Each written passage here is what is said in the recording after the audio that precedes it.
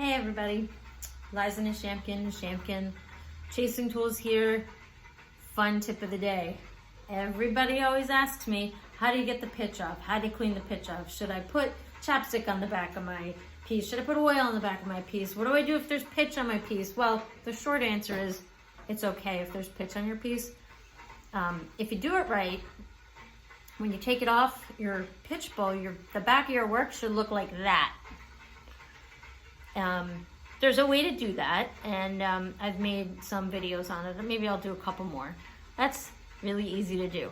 Even if your work has really deep relief, with my pitch you can pry the piece off and it'll come really clean. But if your piece comes off all gooey and full of pitch, it's okay.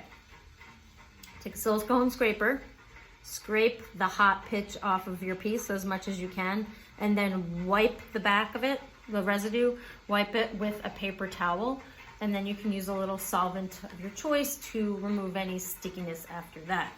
When you scrape with the back, when you scrape with a silicone scraper, you can scrape off all the excess that you left with your piece that came away from the bowl, and then it just peels off and you can add it back into your bowl. Fun tip of the day, silicone scraper, nice and easy.